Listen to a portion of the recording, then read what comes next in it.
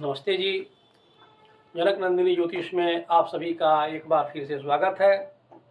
आज मैं कर्क लग्न के बारे में आप लोगों को बताने जा रहा हूं। कर्क लग्न के लोगों को कौन सा रोग हो सकता है या स्वास्थ्य संबंधी अन्य जो परेशानियां आती हैं वह कौन सी हो सकती है। आपको मालूम है कि पहले तो शरीर को 12 बराबर भागों में बांटा, वह राशि के आधार पर हुई। उसके बाद 27 भागों में बांटा, वह नक्षत्र के आधार पर हुआ। तो कर्क लग्न चौथी राशि पड़ती है। पहला भाव में 4 लिखा हुआ है, यही कर्क लग्न है। अब शरीर को बराबर भागों में बांटते हैं तो चौथा भाग छाती के ऊपर आता है, छाती। तो छाती से संबंधित रोग, इसी छाती में हृदय भी आता है, लेकिन हृदय का जो मुख्य प्रभाव है वह इससे नहीं है, अगली राशि से है, मैं उस पर आऊँगा। लेकिन उससे जुड़ा हुआ हृदय रोग से भी जुड़ा हुआ ये संकेत देता है, लेकिन ये हृदय रोग नहीं दे सकता। लक्षण देते देते रह जाएगा, अगर थोड़ी सी सावधानी बरतेंगे तो हृदय रोग नहीं होगा, उसमें बाद में आऊँगा।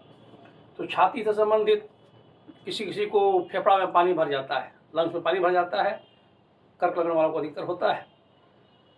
पैंक्रियाज, जिससे आप इंसुलिन का उत्पादन होता है, इंसुलिन डायबिटीज लोगों को जब इंसुलिन संबंधी समस्या आती है, डायबिटीज होती है, तो कर्क लग्न वालों को डायबिटीज होने के भी ज़्यादा संभावना रहती है। या पेट का अंदरूनी भाग, छाती से जो अंदरूनी भाग है, जो समस्या है, इन लोगों को होती है। असह्य दर्द, किसी को बार बार दर्द होता है, बहुत ज़्यादा दर्द होता है, पता ही नहीं चलता है कि दर्द क्यों हो रहा है, इन लोगों को होता है। यही नहीं, स्किन से संबंधित, चूँकि चंद्रमा बहुत सुंदर ग्रह है, शौकीन ग्रह है, शिशुवत है, तो ऐसे लोग प्रायः बहुत स्मार्ट होते हैं, सुंदर होते हैं। चंद्रमा से ही सुंदरता की तुलना की जाती है, चांद सा मुखड़ा, तो ऐसे लोग वास्तव में बहुत सुंदर होते ही हैं। अब कर्क राशि में जो 3 नक्षत्र पड़ते हैं उसमें बृहस्पति का पाठ है, शनि है और बुध है। तो बुध चर्म रोग से संबंधित परेशानी देता है, शनि हर मामले में टांग अड़ाने वाला ग्रह है या विष है, तो ऐसे लोगों को स्किन से संबंधित परेशानी भी आती है। जैसे चंद्रमा में दाग देखा जाता है ना, उसी तरह से इन लोगों को भी स्किन से संबंधित परेशानी आती है। लेकिन सबसे महत्वपूर्ण है पैंक्रियाज का होना, पेट में दर्द होना। अब आप कुछ भी करते रहिए, आंत, जो शुरुआत होता है आंत होना, खाने का जो भाग, जो पचाने वाला प्रक्रिया है, सब इसी के अंतर्गत होता है। तो इन लोगों को आंत से संबंधित, छाती से संबंधित, कफ से संबंधित, पैंक्रियाज से संबंधित, अतरी से संबंधित, इस या रक्त स्राव जो ग्रंथियां होती हैं उससे संबंधित बीमारियां होती हैं। दूसरी राशि पड़ती है नवम, धनु राशि, इसका अधिकार जंघा पर है। अब जंघा बृहस्पति इसका स्वामी है, बृहस्पति पंडित जी है, ब्राह्मण है, तो खाने पीने में यदि यह व्यक्ति कंट्रोल ना रखे तो शुगर की बीमारी आएगी, क्योंकि पहले से ही कर्क लग्न बना हुआ है।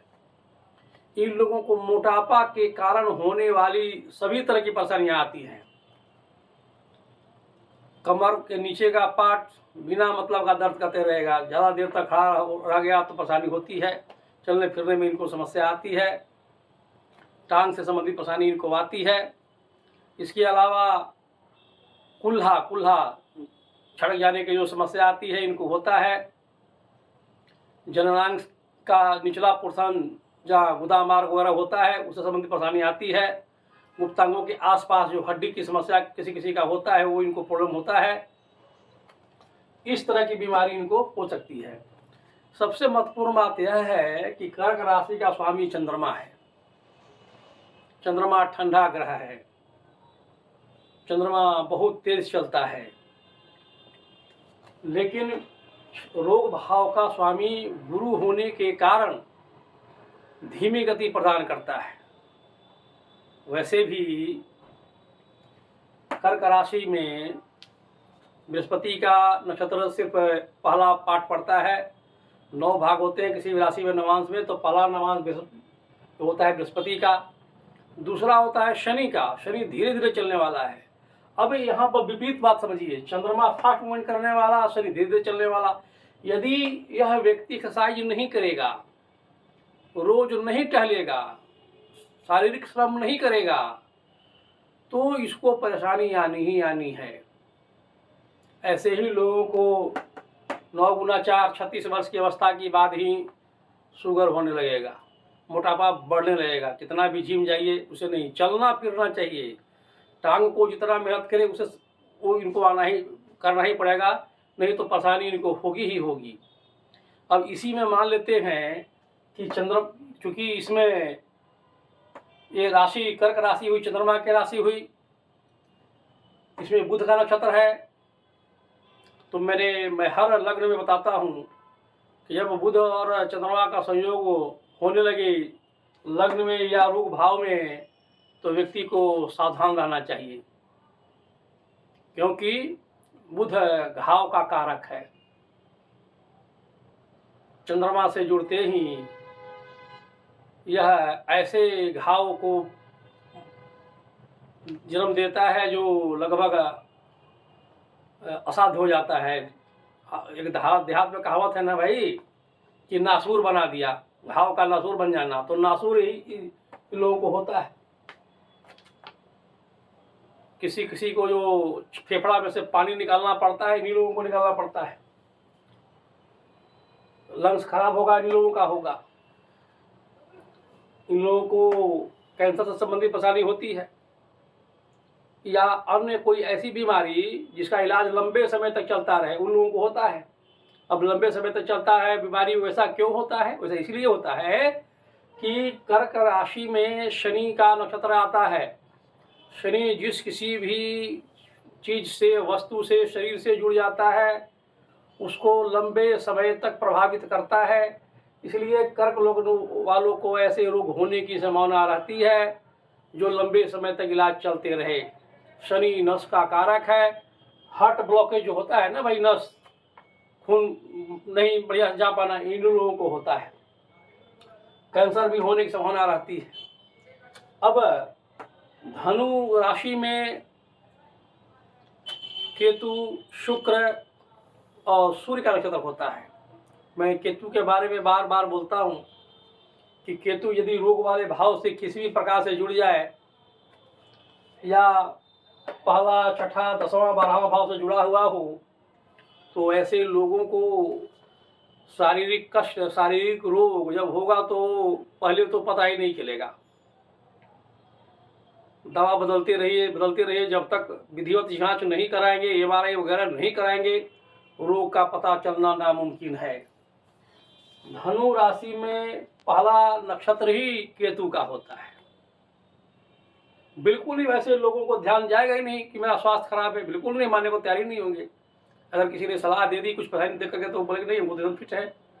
तो इन लोगों को चाहिए हर हाल में कि थोड़ी सी भी परेशानी अगर हो तो ये विधिवत जांच कराएं। अगर नहीं ऐसा करेंगे तो लंबे समय तक होने वाली बीमारी इन लोगों को हो जाएगा। कई लोग, बड़ी बड़ी हस्तियां हैं जो कर्क लग्न की हैं। अभी वर्तमान में सोनिया गांधी जी कर्क लग्न की हैं।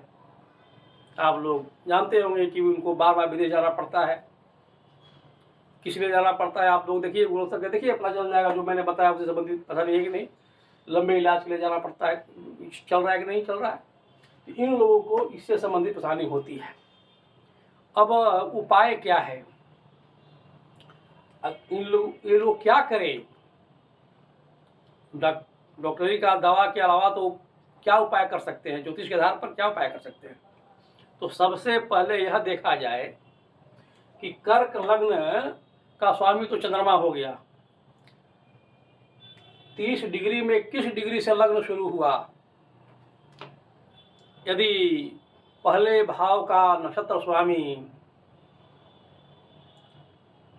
बृहस्पति है, तो ऐसे लोगों को बृहस्पति के मंत्र का जप कराना चाहिए।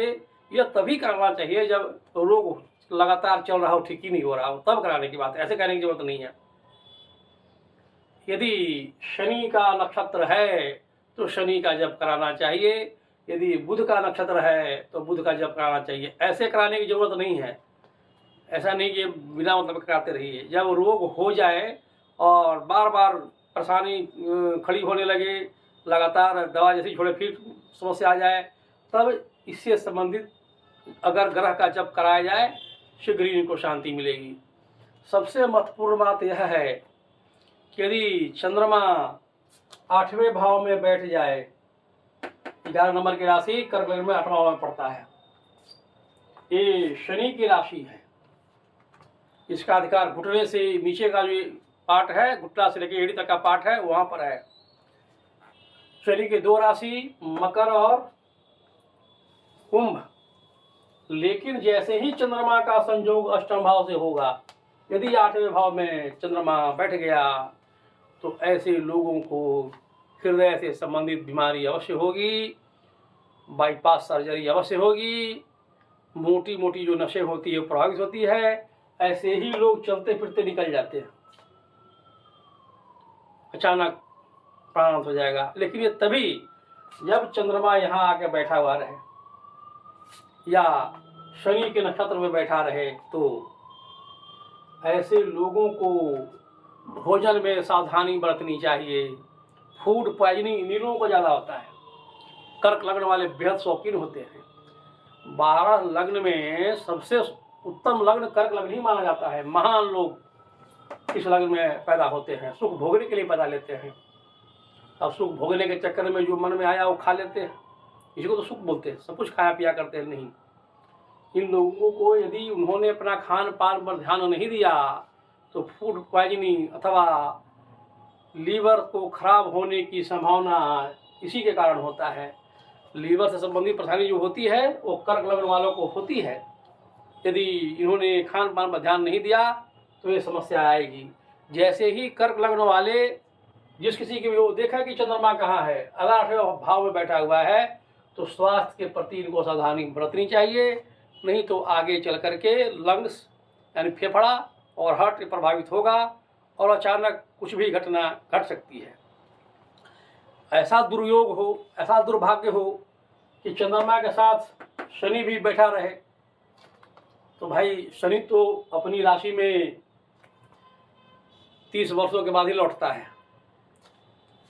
तो चंद्रमा के साथ शनि कहीं भी इन 12 भावों में कहीं भी चंद्रमा और शनि कर्क लग्न वालों का बैठा हो तो इन लोगों को जो मैंने बातें बताई है रोग से संबंधित, उसमें और भी सुनिश्चित कर देता है कि ये लोग असाध्य रोग से संबंधित परेशानी इनको होगी।